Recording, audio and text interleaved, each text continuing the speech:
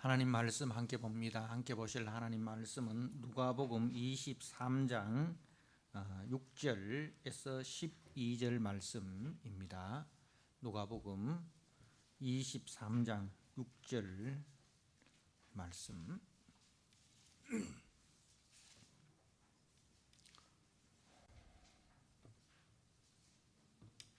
주신 말씀을 봉독드립니다.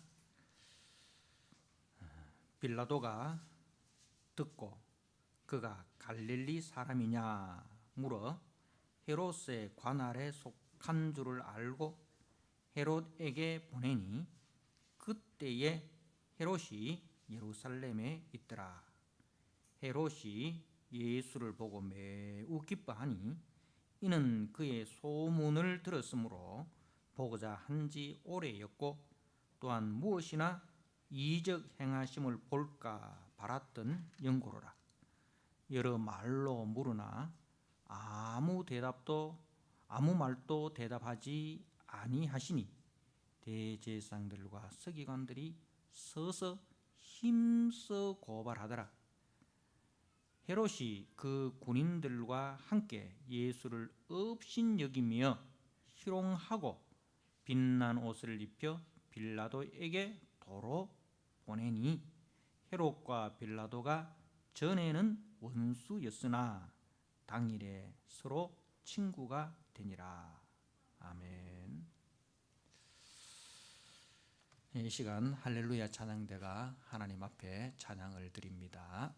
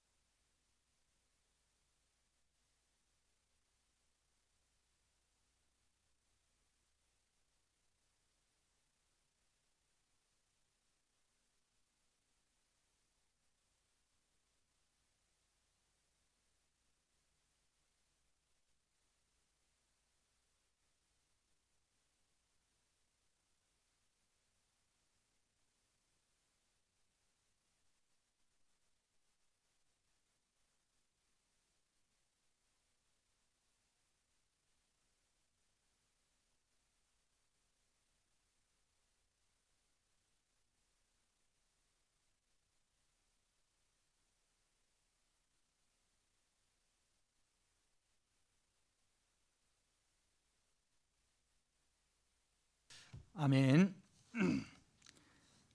하나님 아버지, 우리에게 주어진 모든 것들을 믿음의 눈으로 바라보면서 그 모든 것 속에 역사하시는 하나님의 선한 손길을 우리가 깨닫게 하시고, 그로 인하여 우리가 다 주님 앞에 감사와 찬송과 영광을 돌리는 우리 성도들이 되게 하여 주시옵소서. 보이는 것이 전부가 아니고 보이지 않는 하나님의 선한 손길이 어제나 오늘이나 영원토록 우리에게 동일하게 임하고 있다는 사실을 믿으며 범사에 감사하며 살아가는 성도들 되게 하여 주옵소서. 오늘 또 말씀을 통하여 우리에게 베푸신 하나님의 크신 사랑과 은혜를 발견하고 더 감사하고 더 충성하고 순종하는 복된 은혜 시간 되게 하여 주옵소서. 예수님께 하신 이름으로 감사하며 기도드리옵나이다. 아멘.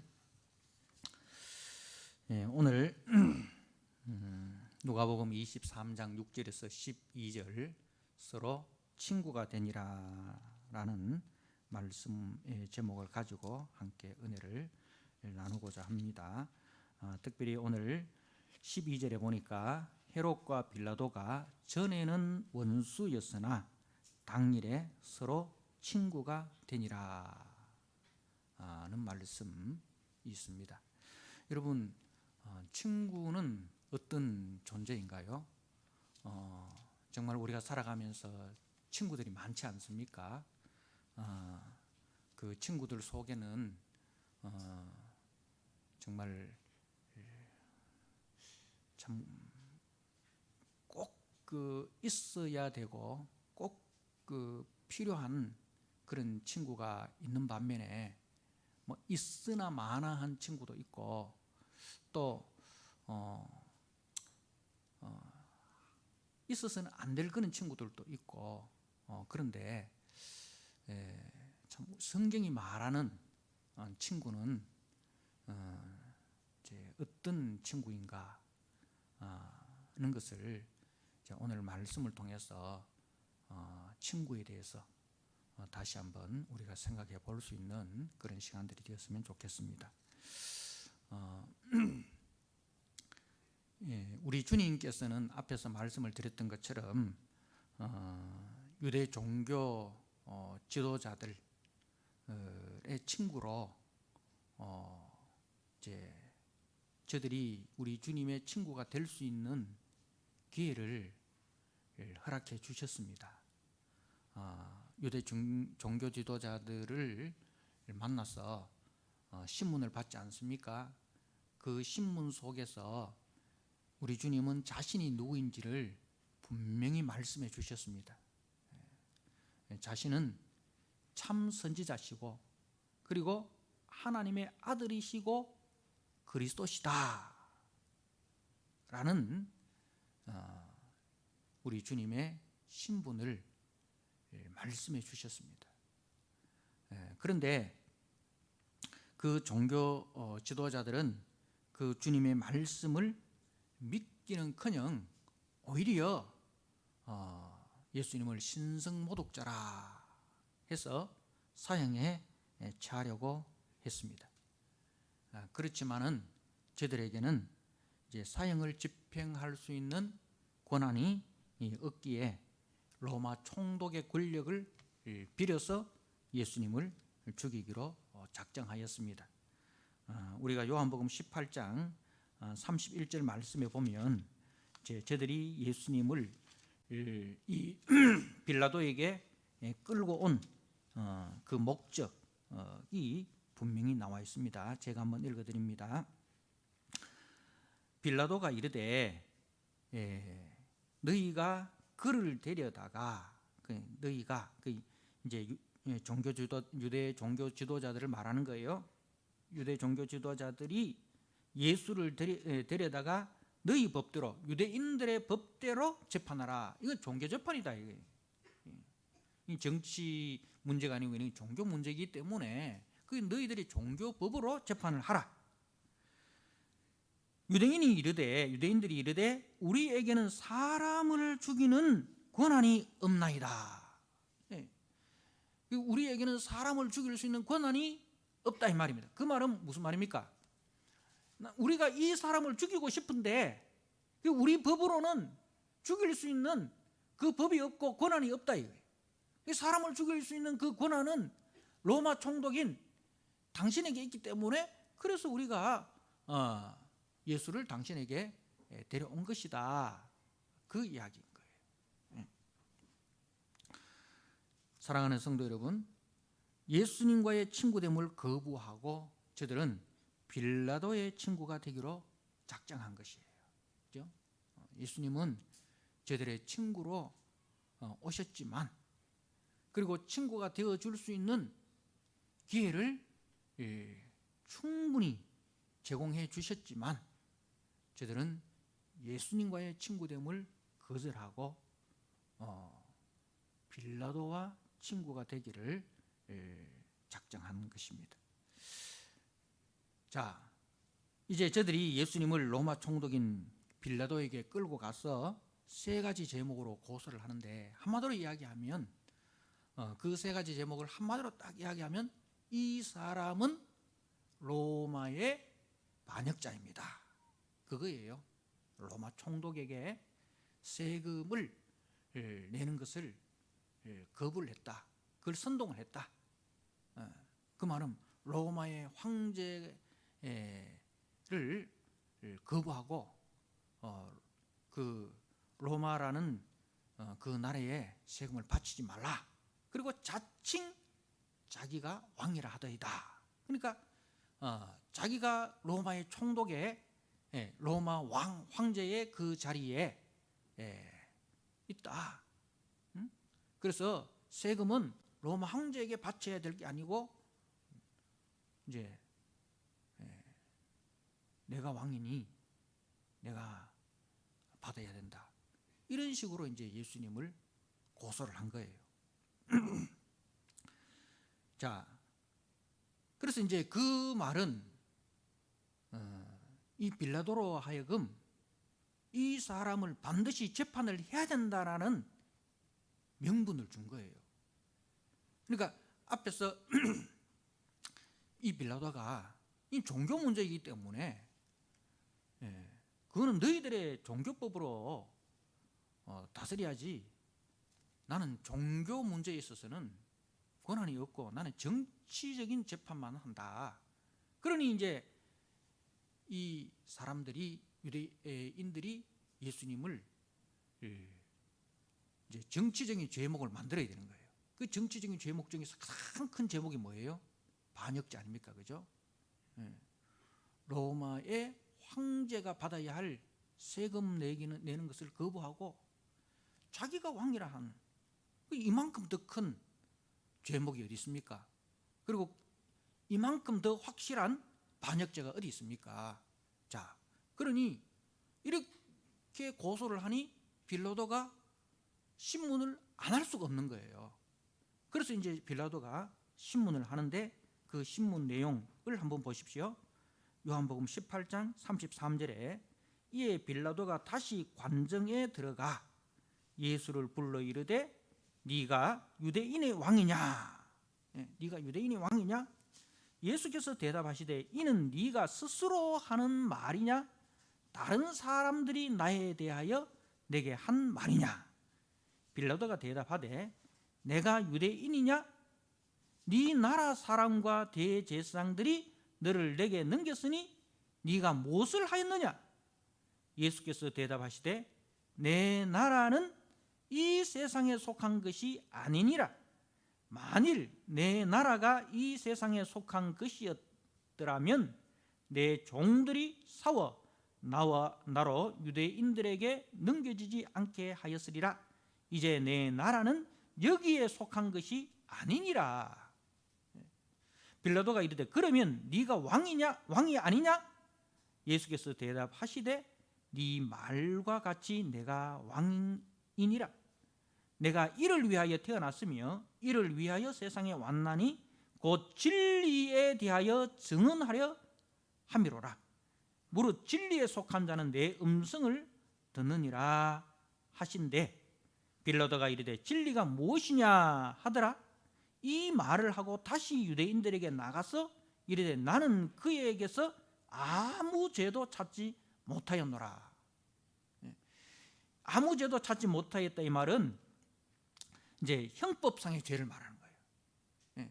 형법상의 죄를 난 찾지 못했다. 그러니까 이 사람이 왕이라고 주장을 하는데 그 왕은 세상의 왕이 아니라 종교적인 왕, 너희들이 말하는 그 종교적인 왕, 하나님 나라라는 나는 별로 관심도 없는 너희들이 말하는 그런 종교적인 나라, 그 하나님 나라의 왕이라고 그렇게 이야기하니 이 사람은 실정법에 있어서 형법상에 아무런 죄가 없다.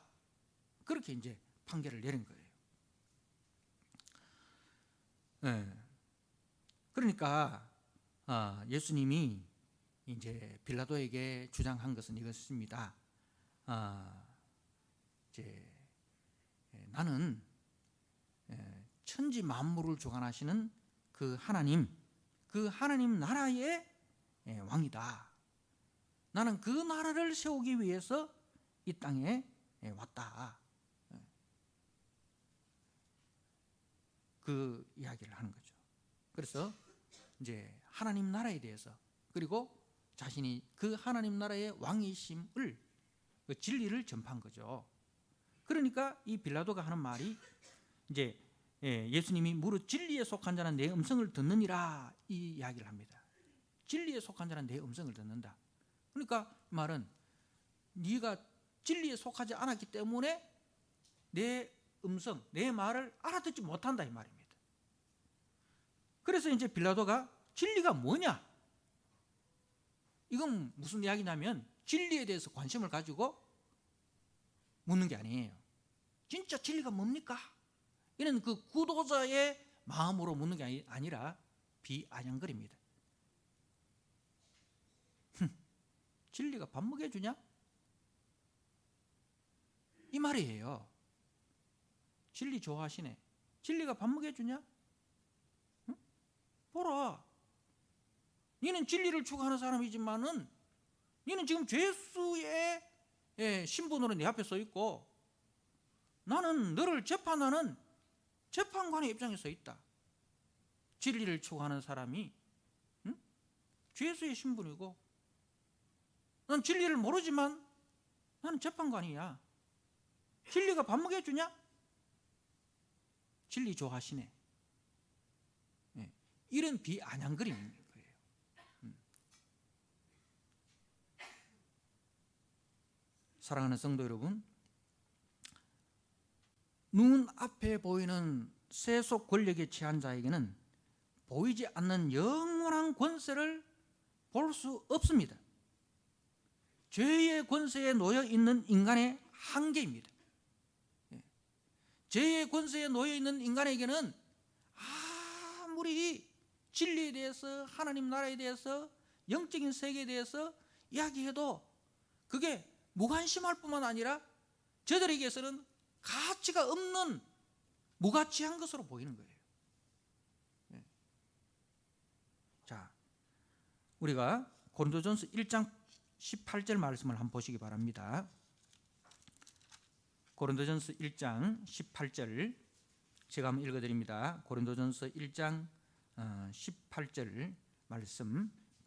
십자가의 도가 멸망하는 자들에게는 미련한 것이요 구원을 받는 우리에게는 하나님의 능력이라.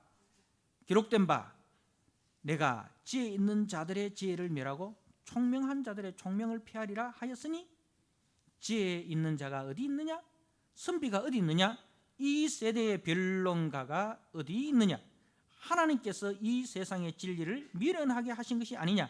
하나님의 지혜에 있어서는 이 세상이 자기 지혜로 하나님을 알지 못하므로 하나님께서 전도에 미련한 것으로 믿는 자들을 구원하시기를 기뻐하셨도다.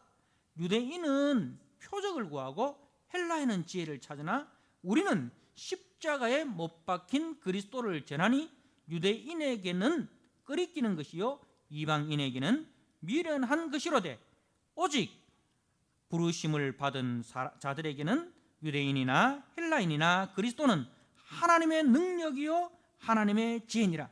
하나님의 어리석음이 사람보다 지혜롭고 하나님의 약하심이 사람보다 강하도다 하셨습니다. 자, 그리고 2장 14절 말씀만 제가 읽습니다. 육에 속한 사람은 하나님의 성령의 일들을 받지 아니하나니 이는 그것들이 그에게는 어리석게 보임이요 또 그는 그것들을 알 수도 없나니 그러한 일은 영적으로 분별되기 때문이라. 사랑하는 성도 여러분, 세상 권력에 취한 사람들, 다시 말해서 하나님의 영광과 하나님의 권세를 볼 수 있는 그 영적인 눈이 열리지 않는 사람들에게 있어서는 그야말로 진리가 밥 먹여주냐? 예수가 밥 먹여주냐? 응? 예수를 믿으려면 내 주먹을 믿어라? 응? 구원을 주려면 1원을 보태서 10원을 달라? 뭐 이런 그야말로 참 지옥과도 지옥의 저 밑바닥에 갈 그런 소리를 하고 있는 거예요. 저들에게 있어서는 보이지 않으니까.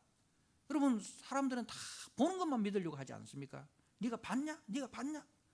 여러분, 우리가 살아가는 삶에 있어서 보이는 것만 존재합니까?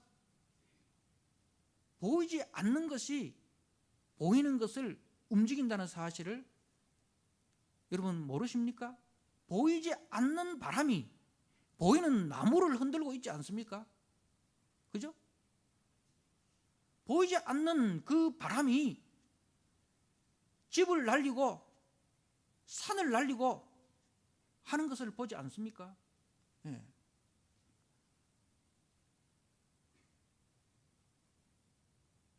그래서 이 빌라도는 세상 권력에 취해서 보이지 않는 하나님의 권력에 대해서 무서운 줄 모르는 거예요.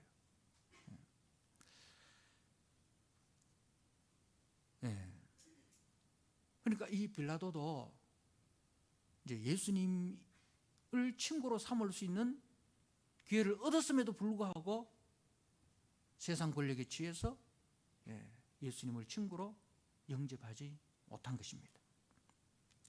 자, 이제 빌라도는 이 골치 아픈 유대인들의 종교 문제에서 빠져나오려고 이제 예수가 갈릴리 출신임을 알고 그 갈릴리를 통치하는 헤롯 안티파스가 6월절을 맞이해서 예루살렘에 와 있다라는 것을 알고 이제 예수를 그 헤롯에게로 넘기고자 합니다.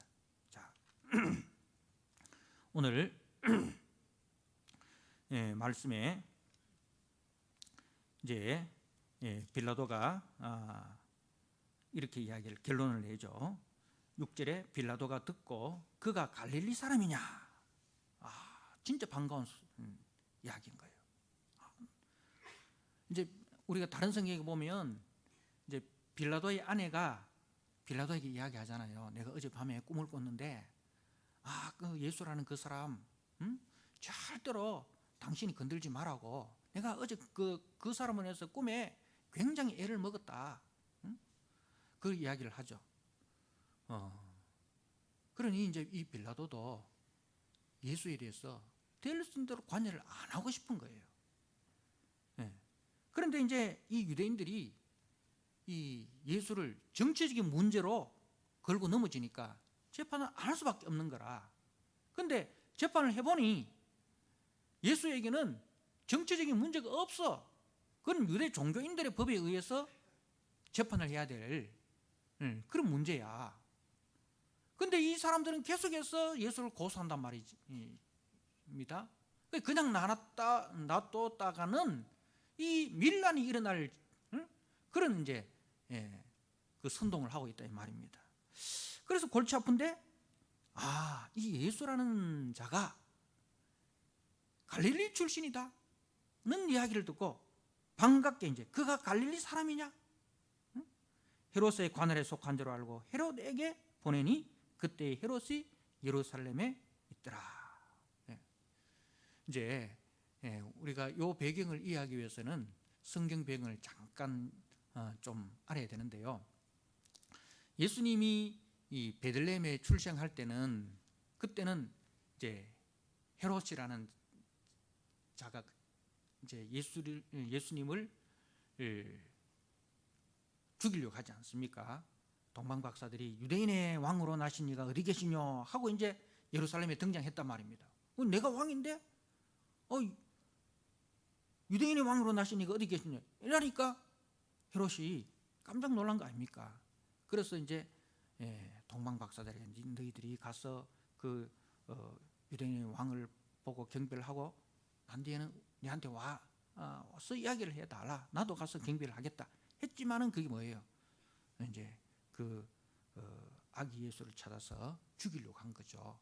근데 이제 꿈에 이제 이 동방박사들이 이제 헤롯에게 가지 말고 바로 너희들의 나라로 가라. 이래가지고 동방박사들이 헤롯에게 안 왔단 말입니다. 그러니까 이 헤롯이 동방박사들의 속은 줄 알고 베들레헴 지경에 2-3살 미만의 애들은 다 죽이라 이렇게 하는데 그 헤롯이 오늘 나오는 헤롯의 아버지 헤롯 대왕입니다. 우리가 보통 이야기하는 헤롯이라고 하는 헤롯 대왕이에요. 이 헤롯 대왕은 이스라엘 전체를 다 통치를 했어요. 다 통치를 했는데 이 헤롯 대왕이 죽고 난 뒤에 헤롯 대왕의 아들이 3명이에요. 3명인데 첫째가 헤롯 아켈라오라는 사람이에요. 헤롯 아켈라오. 뭐 듣고 잊어버려도 됩니다. 헤롯 아켈라오라는 사람인데 이 친구가 이제 로마에 밑보여 가지고 그래서 잘립니다. 잘리고 이 헤롯 아켈라오 첫째 아들인 헤롯 아켈라오가 다스리던 이 유대 땅하고 사마리아하고 이두메라는 이 지역이 이제 누구에게로 가느냐면은 로마 황제가 직접 보낸 총독이 와서 다스립니다. 그때부터 그리고 이제 예수님이 살던 이 갈릴리, 베레아 이쪽 지역은 이제 그 헤롯 대왕의 둘째 아들인 헤롯 안티파스라는 사람이 통치를 합니다. 그래서 오늘 본문에 등장하는 인물은 헤롯은 바로 헤롯 대왕의 둘째 아들인 헤롯 안티파스예요. 그러니까 이 헤롯 가문하고 빌라도하고는 사이가 좋겠어요, 안 좋겠어요? 안 좋죠, 그죠? 서로 이제 라이벌인 거예요. 그리고 서로 이제 로마에서 보냄을 받았기 때문에 이제 어떻게 보면 서로 시기하고 서로 안 좋은 복을 올린단 말입니다. 서로 안 좋은 복을 올린. 그래서 이제 평소에는 사이가 안 좋아. 그런데 이 빌라도가 이 예수라는 이 골치 아픈 문제를 헤롯에게로 떠넘긴 거라. 그런데 헤롯은 그게 좋아. 왜? 그 이유가 어디 있습니까? 8절에 헤롯이 예수를 보고 매우 기뻐하니 이는 그의 소문을 들었으므로 보고자 한지 오래였고 또한 무엇이나 이적 행하심을 볼까 바라던 연고라라. 그러니까 이 헤롯이라는 인물을 여러분 아시죠? 이 헤롯 안티파스가 어떤 일을 했느냐 하면 이 막내 셋째 헤롯 빌립이라고 있어요. 자기 이 동생인데 그 헤롯 빌립의 아내가 헤로디아라는 여인이야.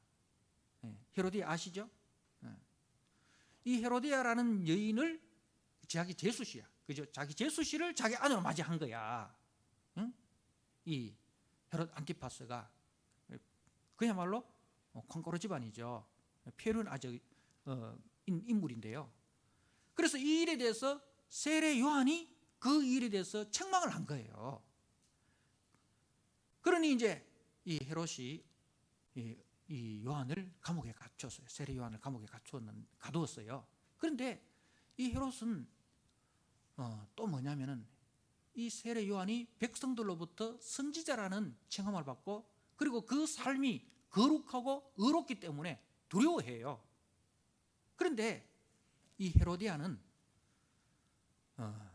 이 새 요한에 대해서 이를 갈고 있는 거야. 응?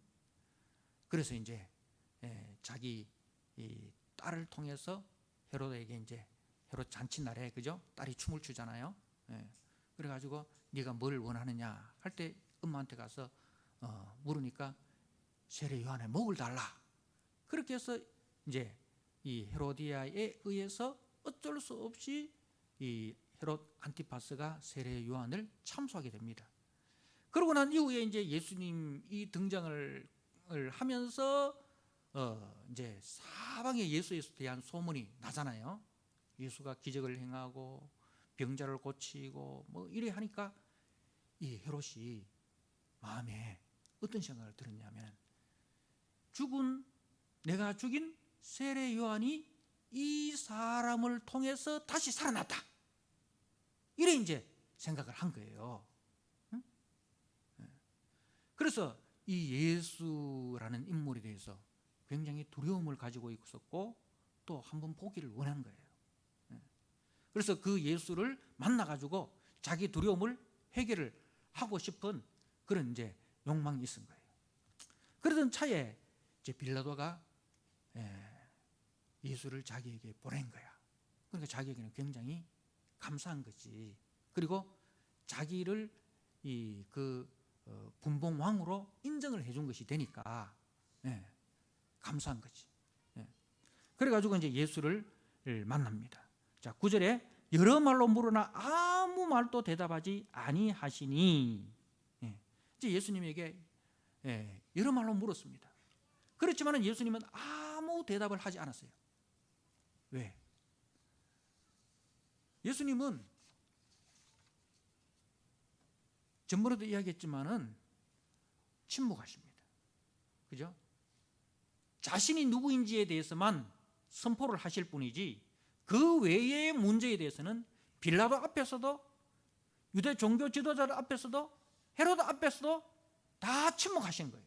자기의 무죄함을 변명하거나 뭐 그런 일을 하지 않습니다. 자기가 누구인지 그리고 왜 왔는지에 대해서만 딱 이야기를 합니다.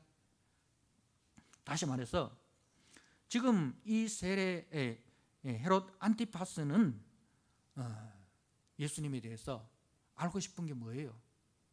진리에 대해서, 하나님 나라에 대해서, 영성에 대해서 거기에 관심 있는 게 아니에요. 이 사람은.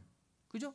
자기 호기심 그리고 자기가 가지고 있는 세례 요한에 대한 그 두려움 그걸 이렇게 해소하기 위해서 어떻게 보면 심리적인 안정을 이번 기회를 통해서 해소하기 위해서 그렇게 이제 그런 목적으로 예수께 묻는 거예요. 자, 그러나 주님은요 자신의 죄에 대한 참된 회개 없이 단지 양심의 가책이나 죄의식을 누그러뜨려 그 마음의 평안함을 얻으려는 정도 그것을 원치 않습니다. 주님은 헤롯이 그처럼 두려워했던 세례 요한이 증거했던 세상 죄를 지고 가는 하나님의 어린 양이고 그리고 성령을 주셔서 죽은 영혼을 살리시는 참 하나님으로 이 땅에 오셨습니다. 그래서 참 회개는요 일반적인 죄의식이나 양심의 가책이 아닙니다. 그건 누구에게 있었습니까? 가룟 유다에게도 이 정도는 있었어요. 예수를 은 30에 팔을 것에 대해서 양심의 가책을 느꼈어요. 그죠? 양심의 가책을 느꼈어요. 거기에 대한 죄의식이 있었어요. 그러나 주님은 그 정도가 아니라 어디까지 나가야 됩니까? 예수 외에는 소망이 없는 존재다. 그러니까 예수 외에는 소망이 없는 존재다. 하나님의 공의로운 진노 앞에 나는 마땅히 죽어야 할 존재고 그래서 그 예수가 세상 죄를 지고 가는 하나님의 양으로 오셔서 내 죄를 대신하여 십자가에 죽으셨다. 그래서 그 예수를 믿음으로 내 죄가 용서되고 내가 하나님 앞에 의로운 자로 당당하게 나아갈 수 있는 유일한 길은 이 예수 외에는 소망이 없는 존재다. 네. 그런 사람을 찾는 거예요. 그래서 이제 예수님을 진정 자신의 주인으로 모시는 것을 원합니다. 네. 이 일을 위해서 주님은 이적을 행하신 거예요. 이적을 통해서 예수님이 누구신가 는 것을 보여주기 위해서 이적을 행한 것이지 다른 목적이 없다 이 말입니다. 이적을 보고 거기까지 나가지 못하면 이적 보고도 구원받지 못합니다. 이적 받고도 구원받지 못합니다.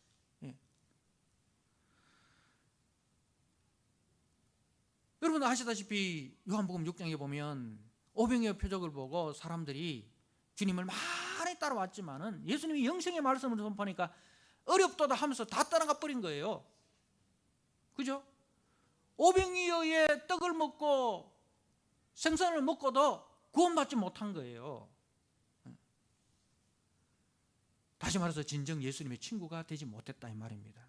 여러분 예수님은 우리의 친구가 되기 위해서 이 땅에 오셨습니다. 자, 참된 친구는 어떤 것인지 어떤 사람인지를 우리가 요한복음 15장 말씀을 통해서 한번 보도록 하겠습니다. 요한복음 15장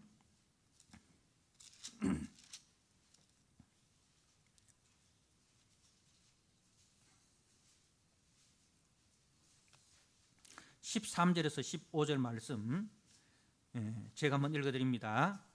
사람이 친구를 위하여 자기 목숨을 버리면 이보다 더 큰 사랑이 없나니. 이게 누구의 사랑입니까? 예수님의 사랑이에요. 사람이 친구를 위하여 자기 목숨을 버리면 이보다 더 큰 사랑이 없나니. 예수님께서 우리를 친구 삼으시기 위해서 자기 목숨을 버리셨습니다. 그죠? 그래서 예수님은 우리의 친구이시기 때문에 그 친구를 위해서 자기 목숨을 대신 주고 그 친구를 죄와 사망에서 구원하여서 하나님 나라의 영광스러운 백성 삼으셨어요. 그래서 사람이 친구를 위하여 자기 목숨을 버리면 이보다 더 큰 사랑이 없나니 너희는 내가 명하는 대로 행하면 곧 나의 친구라. 그러니까 예수님이 우리를 친구 삼으시기 위하여 자기 목숨을 내어주셨어요. 그래서 우리를 친구 삼으셨어요. 자, 그러면서 우리에게 무엇을 요구합니까? 너희는 내가 명하는 대로 행하면 곧 나의 친구니. 이제부터는 내가 명하는 대로 너희가 순종해야 진짜 친구다. 진짜 친구다. 그래서 이제부터는 너희를 종이라 하지 아니하리니 종은 주인이 하는 것을 알지 못함이라 너희를 친구라 하였노니 내가 내 아버지께 들은 것을 다 너희에게 알게 하였습니다. 여러분 예수님은 우리의 친구로 오셨습니다. 친구된 우리를 위하여 자기 목숨을 대신 내어주셔서 죄와 사망 권세 아래에 있는 우리들을 구원하여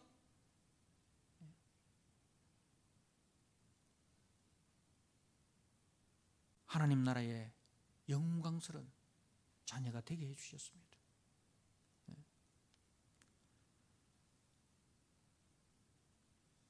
우리 주님께서는 유대 종교 지도자들과 빌라도와 헤롯에게도 친구가 되어주시기 위해서 이 땅에 오셨습니다. 저들을 위해서도 우리 주님은 자신의 생명을 대신 내어주셨습니다. 그런데 이들은 자신의 눈앞의 그 이익과 자신의 욕심과 야망의 눈이 멀어서 자신들의 참 친구로 오신 그 주님을 몰라 뵙고 오히려 그 친구로 오신 주님을 모독하고 비아냥 그랬습니다.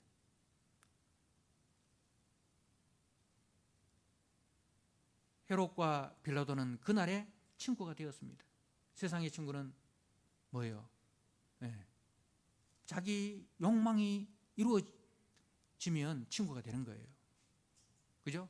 그러니까 결국은 세상은 뭐가 친구냐? 욕망이 친구예요. 내 욕망을 이루어주는 거기에 도움이 되면 친구가 되는 거예요. 그죠? 세상에서 오늘의 원수가 내일의 친구가 되고 오늘의 예, 원수가 내일의 친구가 되고 이렇게 왔다 갔다 하는 건 결국은 뭐예요? 그 속에 뭐가 있기 때문에? 욕망이 있기 때문에. 그 자기 욕망을 이루는 데 도움이 되면 친구가 되고, 자기 욕망을 이루는 데 방해가 되면 원수가 되고, 결국은 세상 사람들은 뭘 친구로 삼고 있다? 욕망을 친구로 삼고 있다 이 말입니다.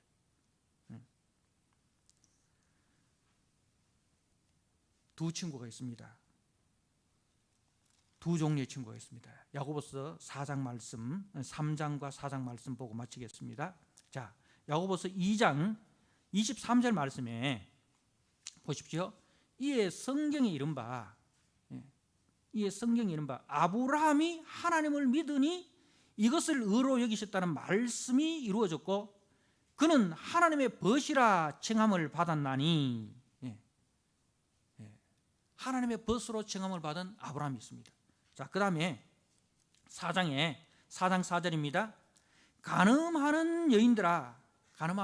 이 말은 이제 그 하나님을 사랑하지 않고 세상을 사랑하며 살아가는 사람들아 말입니다. 간음하는 여인들아, 세상과 벗된 것이 하나님과 원수됨을 알지 못하느냐. 그런즉 누구든지 세상과 벗이 되고자 하는 자는 스스로 하나님과 원수가 되느니라. 하나님과 벗이 된 아브라함이 있고 세상과 벗하는 간음하는 여인들이 있습니다. 자, 그러니까 세상 간음하는 여인들, 세상에 벗이 된 자들, 이들에게는 뭐가 있어요? 욕망이 있어요. 자기 욕망, 권력에 대한 욕망, 정욕에 대한 욕망, 물질에 대한 욕망, 그죠? 그 욕망이 있어요. 그 욕망을 이루어주는 데 도움이 되면 친구가 되는 거예요. 근데 하나님이 예수님이 그런 친구가 될 줄로 유대인들은 생각을 했어. 이적도 행하고 병자도 고치고 심지어 죽은 자도 살리고 하니까 자기들의 그 욕망을 이루어줄 수 있는 친구라고 생각했는데, 근데 결정적인 날에 아무것도 안 하는 거야. 그물은 능력이 있음에도 불구하고 오히려 빌라도에게 신문을 받고 빌라도에게 채찍을 맞고 무기력한 모습으로 나타나니까 그럴 바에는 바라바를 놔달라. 바라바는 어떤 자입니까? 독립운동가예요. 이스라엘의 독립을 위해서 싸우다가 잡힌 사람이라. 차라리 바라바가 낫다. 바라바가 자기들의 욕망을 이루어지니까.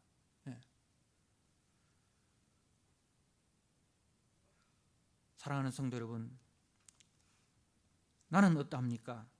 정말 나는 죄인된 나를 친구 삼으시기 위해서 하늘 영광을 버리시고 사람의 모양으로 이 땅에 오셔서 온갖 고초와 멸시와 천대를 받으시고 십자가에 대신 죽임당하신 그 예수님을 나의 친구로 삼으셨습니까? 그 예수님을 위해서 나의 생명을 바치기로 작정하셨습니까? 세상의 이익이 아니라, 내가 생각하는 목적이 아니라, 그 목적을 이루는 수단이 예수님이 아니라 예수님이 목적하는 것을 이루기 위한 수단으로, 도구로 나를 드리기로 작정하셨습니까? 그 사람이 예수님의 친구인 거예요.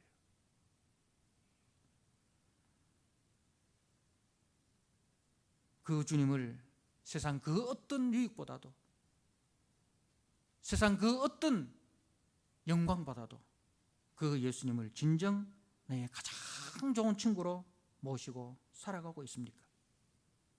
세상과 친구된 삶이 아닌 주님과 진정한 친구로 살아가시는 우리 믿음의 성도 되시기를 주님의 이름으로 축복합니다. 아멘. 하나님 아버지, 오늘 말씀을 통해서 진짜 친구가 누구인지를 우리가 알았습니다. 세상은 자기의 욕망을 따라서 오늘의 원수가 내일의 친구가 되고 오늘의 친구가 내일의 원수가 되는, 결국 욕망이 친구였습니다. 유대 종교 지도자들도 빌라도도 헤롯도 예수님을 만났지만 예수를 친구로 삼지 못하고 자기 욕망을 친구로 삼고 예수를 배척해 버렸습니다. 그러나 우리 주님께서는 친구된 우리를 위하여 자기 생명을 대신 내어 주셨습니다. 그리고 우리를 친구 삼으시고 또 우리에게 말씀을 주셔서 내가 너희를 친구 삼으신 것처럼 너도 나의 친구가 되라고 우리에게 요구하고 계십니다. 하나님 아버지, 내 속에 있는 욕망을 이루기 위한 수단으로 예수를 친구 삼는 자가 아니라 예수님이 목적으로 하는 그 하나님 나라와 하나님의 영광을 위해서 내가 예수님의 친구가 되어 예수님의 목적을 이루는 도구가 되는 예수님의 진정한 친구로 살아가는 우리 성도들 되게 하여 주옵소서.